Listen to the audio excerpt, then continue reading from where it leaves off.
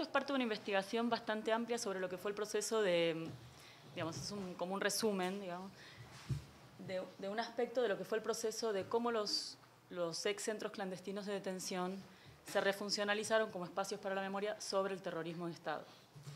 La mayoría de estos lugares en Argentina son lugares que funcionaron como centros, o sea, como centros clandestinos de detención, pero podrían ser otros lugares que podrían ser espacios de la memoria del terrorismo de Estado, o espacios de la memoria de la violencia política de los 70 en la Argentina, digamos. Entonces yo me voy a referir a dos en especial, que son la ESMA, que era una escuela de la Marina Argentina, y me voy a referir al Olimpo, que era un lugar que fue una vieja terminal de tranvías, después se convirtió en una terminal de autobuses y después fue utilizado por la policía, generalmente vinculado a automotores de la Policía Federal Argentina. Entonces voy a hablar un poquito sobre esta relación entre materialidad y memoria en torno a los ex centros clandestinos de detención refuncionalizados. ¿Sí? Entonces, una de las cosas que para mí es destacable es el tema de los procesos de cómo estos lugares son activados como lugares de patrimonio nacional y como espacios para la memoria sobre el terrorismo de Estado. Porque, como les decía, estos lugares tuvieron usos previos y, bueno, esos usos muchas veces no son trabajados ni son, podríamos decir, incorporados con un valor histórico en torno a estos lugares. Entonces, dentro de este proceso de activación del patrimonio, de estos lugares como parte del patrimonio nacional, primero hay un proceso de identificación, marcación y señalización social. Es decir, primero esto está vinculado a un proceso donde los sobrevivientes de estos lugares los identificaron, los denunciaron, eso fue registrado en el informe Nunca Más de la Argentina, hay planos de esos lugares, también la Comisión Interamericana de Derechos Humanos y la CONADEP hace un registro fotográfico después durante el proceso democrático, etc. Entonces estos lugares ya estaban identificados, ¿sí? Y estaban documentados. Pero después también estos lugares se convirtieron en foco de distintas intervenciones artísticas, memoriales, etc. Porque, por ejemplo, en la ESMA se colocaban en algunas manifestaciones siluetazos de los desaparecidos. Ahora llamo la silueta vacía, haciendo referencia a los desaparecidos. Y después en el 98, en el caso de la ESMA, hay un decreto de demolición y entonces este lugar se convierte en foco de manifestaciones tratando de parar ese decreto de demolición que me hizo acordar mucho lo del Estadio Nacional y se convierte entonces realmente en un referente de los organismos de derechos humanos que previamente no estaban interesados en que estos lugares se convirtieran en museos de la memoria, porque estaban muy vinculados a la historia del terrorismo y en realidad lo que estaban planteando los organismos era hacer casas de la memoria, pero mucho más casas de la vida, vinculadas a la militancia. Había otros lugares que estaban pensados más como, podríamos decir, lugares para hablar sobre lo que habían sido la violencia política de los 70. Entonces, en este proceso histórico, que estamos hablando de casi 30 años, ¿sí?, de historia argentina, se empieza a dar un proceso de marcación, señalización y de demanda institucional también y política para que estos lugares se conviertan en espacios para la memoria. Se empieza a hablar de museos de la memoria, que a los organismos les hace mucho ruido, porque consideraban que eso iba como a congelar, podemos decir, la memoria de estos espacios, y se empieza a hablar de espacios para la memoria en vez de museos, y bueno, hay todos unos procesos de discusiones legislativas en torno a la ESMA y al Olimpo. En torno al Olimpo primero, y después en torno a la ESMA. Acelerado por este decreto de demolición, ¿no? Entonces, una de las primeras demandas que se instalan en este proceso es que las fuerzas se desocupen estos espacios. Es decir, el Olimpo seguía en manos de la policía y la ESMA seguía en manos de la Marina. Uno era una planta verificadora de automotores, que es el Olimpo, o sea, donde todo el mundo llevaba el auto a verificar, digamos, técnicamente, y otro era una escuela militar, un liceo, digamos, en realidad un liceo naval, ¿sí?, pero que realmente muy utilizados. Ambos espacios estaban en un funcionamiento actual. Entonces lo que empiezan a pedir, sobre todo los organismos, es que se desaloje, organismos y también organizaciones vecinales, en el caso del Olimpo, que empiecen a irse las fuerzas, o sea, que ese lugar quede vacío. Bueno, esa demanda tiene eco en una coalición entre justo la nueva ciudad de Buenos Aires, tiene una nueva legislatura, tiene un nuevo jefe de gobierno que se afina a las demandas de los organismos y después a nivel del gobierno nacional pasa lo mismo. Entonces hay una coalición, podríamos decir, entre nación y ciudad, y estos lugares se generan también decretos y después leyes para configurarlos como espacios para la memoria sobre el terrorismo de Estado. porque digamos, también hay toda una serie de discusiones sobre la denominación, de cómo van a llamarse estos lugares, si van a ser museos, espacios, y después si era sobre la dictadura, sobre el terrorismo de Estado, sobre la violencia política, sobre el genocidio, digamos. Y eso tiene ciertas implicancias sobre los recortes históricos, cómo se construyen interpretaciones, etc. Bueno, esto es una foto aérea de la ESMA, ¿sí? Ahí ven la dimensión, si no me equivoco son 17 hectáreas. Okay. Y entonces, en esta etapa ya podríamos decir, de refuncionalización de los centros, ¿sí? Ya no en la etapa de identificación, digamos, de los debates legales, sino más de lo que tiene que ver con qué hacemos con estos lugares cuando ya los tenemos en nuestras manos. Entonces ahí se dieron para mí dos debates principales. El inicial fue quiénes gestionaban estos espacios, porque por ejemplo en el caso del Estadio Nacional había un consejo, podríamos decir, de museos con un cuerpo técnico, y acá, digamos, esa demanda venía de las organizaciones de derechos humanos que tienen mucha fuerza en Argentina, y no había un cuerpo de técnicos ocupando el lugar de pensar estos lugares, ¿sí? No eran los que, podríamos decir, estaban a la cabeza. Sino que había muchos miembros, muchas ONGs, podríamos decir, y también organizaciones sindicales, gremiales, políticas, etcétera, que estaban poniendo los ojos en esos lugares y que querían participar en la gestión de esos lugares, tomar todas las decisiones políticas sobre esos lugares. Entonces ahí hubo una disputa grande entre nación, entre ciudad y entre distintas organizaciones. Y a lo que se llegó fue a hacer unos órganos de gestión mixta.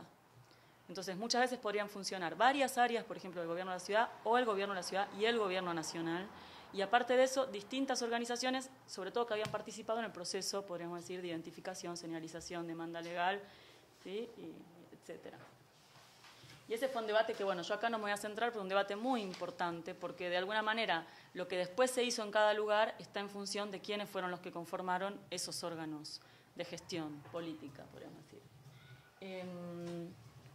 Si quieres pasamos.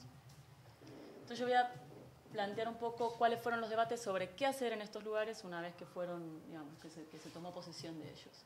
Entonces, lo que les decía, estos lugares ya tenían una misión en la ley, que los refuncionaliza como espacios para la memoria sobre el terrorismo de Estado, ya tenía, digamos, esta función, esta misión, podría haber sido otra. Pero ahí se empezaron a plantear toda una serie de cuestionamientos sobre cómo dar cuenta realmente de esa memoria del terrorismo de Estado, cuál era el sentido cultural y político de transmitir lo que ahí había pasado. Por ejemplo, no sé, ¿qué se hizo? Bueno, vamos a contar las torturas, vamos a contar las desapariciones, vamos a contar las delaciones. ¿Qué vamos a contar y por qué lo vamos a contar? ¿Para quién lo vamos a contar? ¿Quiénes son los destinatarios? O sea, es decir, el destinatario es un sobreviviente que estuvo ahí o un sobreviviente de otro lugar, un protagonista de esos hechos, son las nuevas generaciones, no sé, es la clase política. O sea, ¿quiénes son los destinatarios de lo que se cuente ahí, cómo contarlo, etcétera? Entonces, las respuestas a las que se fueron llegando también planteó una intervención en la materialidad particular, ¿sí?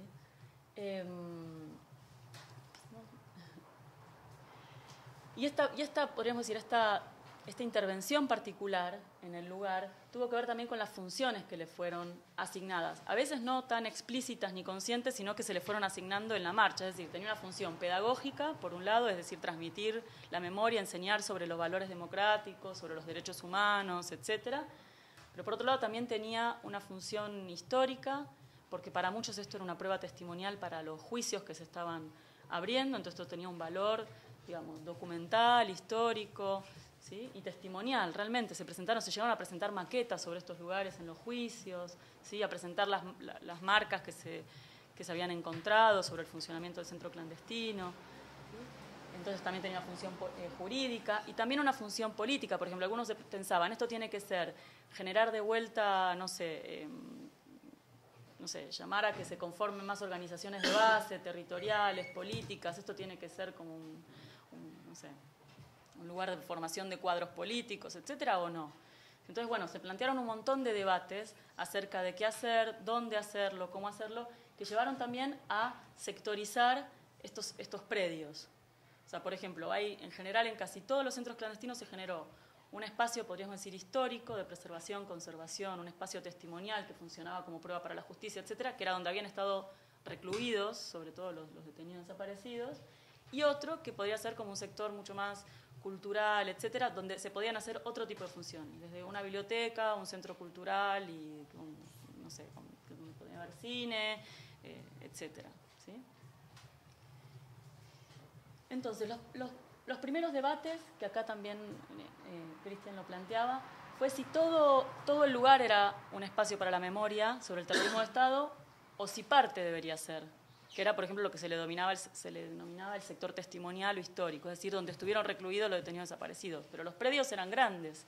Entonces, había un debate si en otra parte del predio podrían funcionar, por ejemplo, podían seguir funcionando las fuerzas públicas que los ocupaban, eso en un inicio, porque fue una demanda quedarse ahí ocupando un sector menor, que de hecho en el caso de la ESMA, el CELS apoyaba, un organismo muy importante, apoyaba que parte de los liceos siguieran funcionando y que entonces se integraran y se discutiera, no sé, como el cambio, la transformación de las fuerzas, ¿sí?, militares en el marco de la democracia, etcétera, o si todo el lugar debería ser marcado como espacio de la memoria sobre el terrorismo de Estado. Y ganó esa, podríamos decir, esa línea, que es que todo el lugar integralmente debía ser marcado como centro de detención, tortura y exterminio. Y eso tuvo muchas implicancias, porque eso, aunque después se desconocieron y después se hizo otra cosa, pero eso tuvo primero porque se trabajó el perímetro del lugar y la relación con su entorno, a la vez de que se trabajaba lo que se hiciera adentro. Después, por otro lado, se dieron debates sobre lo que yo llamo una tendencia conservacionista y una tendencia reconstructivista, ¿sí?, que es decir, reconstruimos eso como funcionó, es decir, reconstruimos las celdas, porque la mayoría, o sea, fueron derruidas o fueron transformadas. Entonces decían, bueno, ¿lo conservamos o lo transformamos? Y sobre todo lo reconstruimos tal cual era, para que la gente sepa cómo, y no sé si, bueno, cuál es la función para, digamos, de reconstruir, para que el chico sepa cómo funcionó una sala de tortura. Bueno, se dieron toda una serie de debates ahí, si la memoria tenía que ser literal, ejemplar, etcétera. Y bueno, lo que se privilegió y lo que primó fue una tendencia conservacionista. Es decir, no se va a reconstruir, sino que se va a mostrar lo que había y lo que se destruyó, ¿sí?, y las marcas, en tal caso, de lo que había. Y lo que había, si se quiere reconstruir, se va a reconstruir de una manera virtual. Es decir, se empezaron a hacer reconstrucciones 3D, maquetas, etcétera. Ahí les muestro, ese por ejemplo es el predio de la ESMA, ese es lo que se fue catalogado como el sector histórico o testimonial. Eso no es que tenga una catalogación legal, sino que, o no sé, me equivoco, no sé si eso habrá cambiado, sino que eso fue a través de los usos, ¿sí?, y las prácticas. De no innovar, claro. Sí, eso sí está por los juicios, ¿no? Claro. Sí, y que eso generó toda una serie de debates porque estaba la orden de no innovar, pero por otro lado el edificio estaba cayendo abajo. Entonces también, ¿cómo preservás si no podés? Porque en el innovar también entra preservar. Entonces fue todo un debate también ahí sobre cómo se podía hacer eso. Bueno, este es el edificio emblemático de ese predio de la ESMA, que es el 4 Columnas. Eso no funcionó como centro de reclusión de detenidos, sin embargo es ahí enfrente donde siempre se hacen todos los scratches, movilizaciones, etcétera.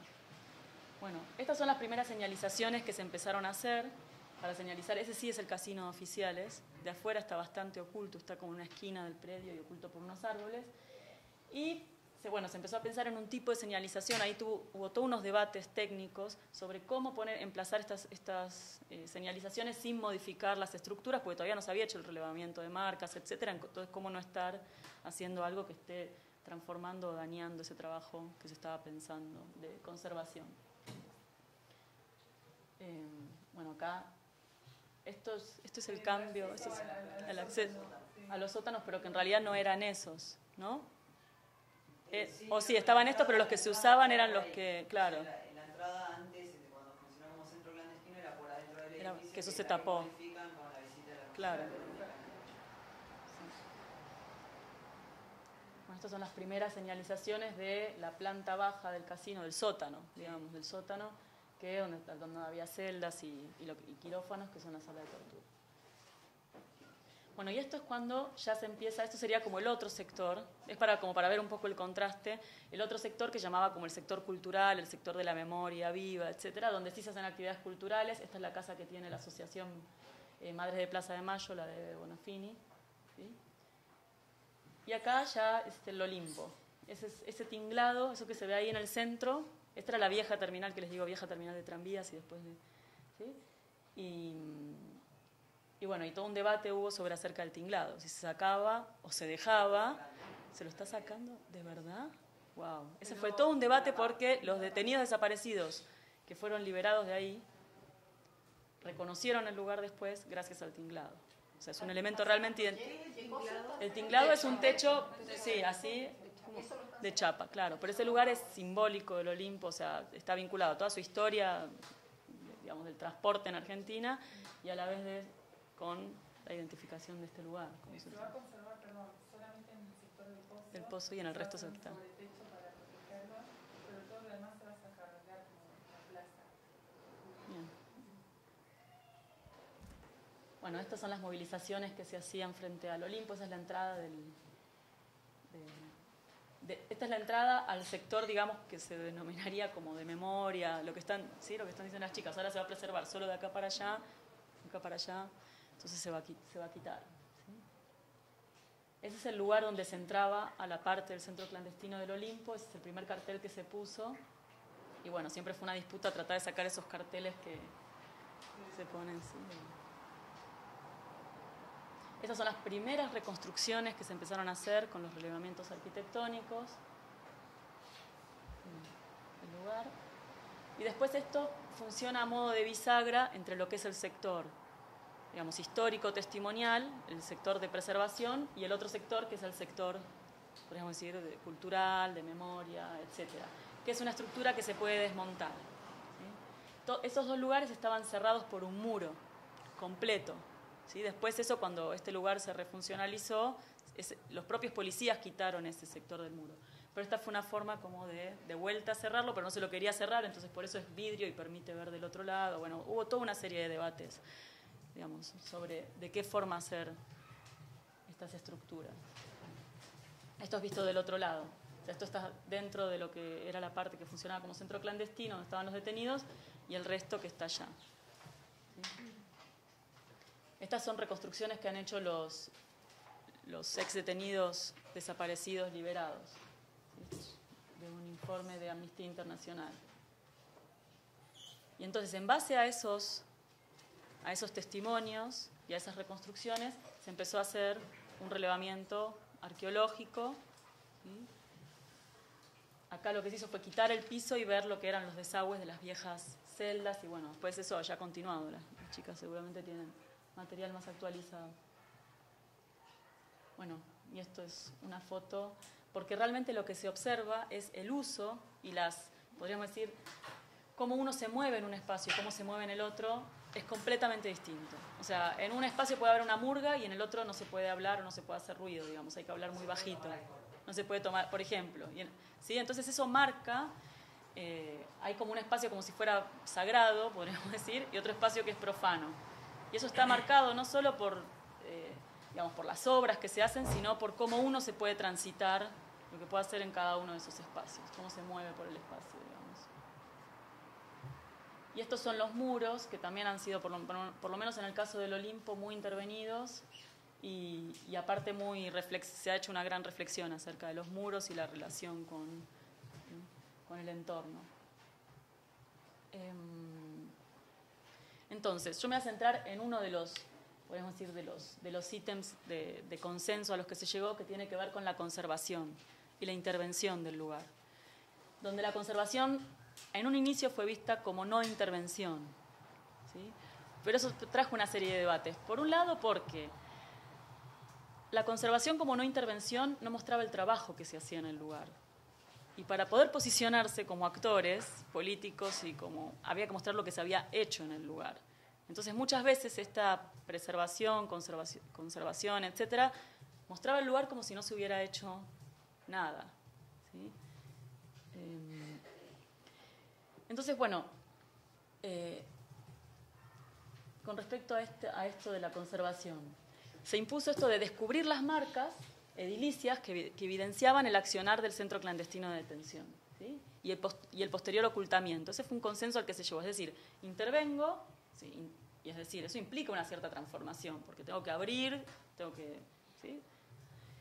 Para poder mostrar tengo que destruir, pero mostrando, podríamos decir, la historia de esas intervenciones anteriores. Pero claro, ¿qué pasó? Que era un poco lo que hablábamos de eso con Laura el otro día. Al mostrar las capas de intervención histórica del edificio, ¿cuál es la profundidad a la que vas a llegar? Lo que estaba planteado era mostrar el funcionamiento del centro clandestino. Pero para otros actores eso tenía importancia también, valor cultural, histórico, etcétera, vinculado a la historia anterior.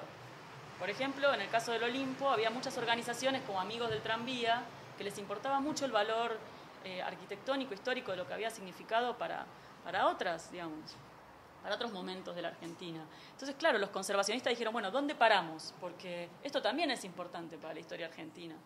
Y ahí dijeron, no, eso no, acá paramos, nosotros paramos acá. ¿Sí? Paramos en el funcionamiento del centro clandestino de detención y el ocultamiento. Pero entonces eso también empezó a mostrar que esa relación entre, digamos, las marcas y los relatos que se construían sobre el lugar no eran tan directas como se estaba pensando. ¿Sí? Que había distintas profundidades históricas que se podía dar al relato sobre esos espacios.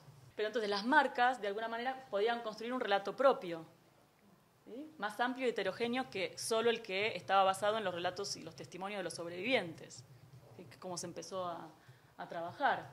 ¿Sí? Entonces, bueno, también ahí eso planteaba un debate, podríamos decir, entre cuál es el rol del trabajo técnico y cuál es el rol del trabajo militante.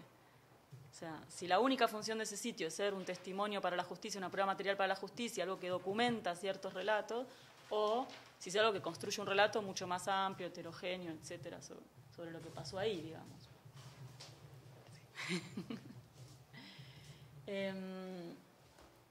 Entonces, bueno, un poco lo que planteaba antes es que que las marcas de alguna manera después se les vuelven en contra, porque esas marcas pueden, digamos, dar mayor amplitud a los relatos, mostrar cosas que están en las marcas y no están en los relatos de los sobrevivientes, por ejemplo.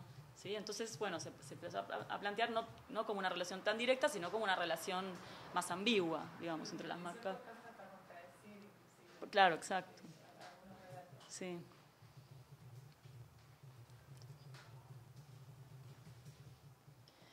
Entonces, bueno, ¿cuál es un poquito la conclusión que yo saco de esto? Es que los protagonistas de este proceso de recuperación, donde realmente los organismos de derechos humanos, los familiares, que están sobre todo constituidos por familiares de víctimas y por sobrevivientes de estos lugares, construyeron una representación particular sobre las huellas materiales de estos edificios vinculados a un cierto pasado, ¿sí? de violencia política, que refuerza la presentación de estos lugares como espacios de memoria autenticada. Yo decía, bueno, memoria auténtica, pero quizás eso no queda claro. Es como una memoria documentada en esas marcas y autenticada por esas marcas. Y eso de alguna manera explica por qué estos lugares son objeto de disputa y siguen siendo objeto de disputa. O sea, por ejemplo, se hace está la Casa de la Militancia en la ESMA, digamos, en el sector cultural, y se hizo un asado muy grande, ¿sí? Y eso generó un debate enorme, digamos, en la sociedad, o por lo menos en la prensa, de si se podía hacer un asado ahí, si no, qué significaba comer un asado en la ESMA, etcétera, ¿no? ¿Sí? Sí. Oh, ok. Bueno, sí. Y cómo la materialidad, de alguna manera, y cómo estos espacios están mostrando relatos que a través de estas marcas y a través de estos usos particulares apoyados en la materialidad, muestran un relato, pero a la vez lo demuestran al estar apoyado en esa materialidad. ¿Sí? Como tiene un gran componente de legitimación la materialidad de los relatos que ahí se construyen. Y por eso esos sitios son, podríamos decir, sitios en disputa y sitios muy importantes. O sea, sitios que fueron espacios a recuperar, sitios que son espacios a conquistar y sitios que son importantes a mantener. ¿Sí? Podríamos decir. Porque los relatos que ahí se construyen tienen fuerza de verdad, de alguna manera.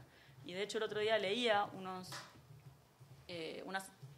declaraciones de la persona que ahora está organizando lo que va a ser el Museo de la Memoria en el Casino Oficiales de la ESMA, que decía, estos son lugares donde se construye memoria verídica, ¿sí? Y son lugares de verdad autorizada, donde se va a construir el relato, digamos, sobre estos hechos dentro, podríamos decir, de la historia nacional que se va que bueno, eso iba un poco a la última, a una de las preguntas que era, bueno, ¿qué pasa con las, ¿sí?, con las versiones oficiales y qué pasa con estos lugares en esas discusiones sobre las versiones oficiales y las otras, ¿sí? No me acuerdo si tengo más fotos para mostrarles.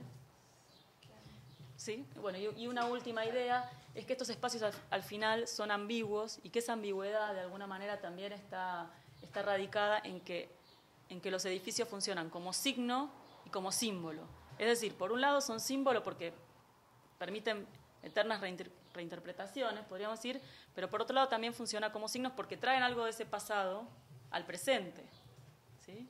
Con una fuerza, digamos, eso que pervive, podemos decir, en la actualidad, con una fuerza de autenticidad. Muchas gracias.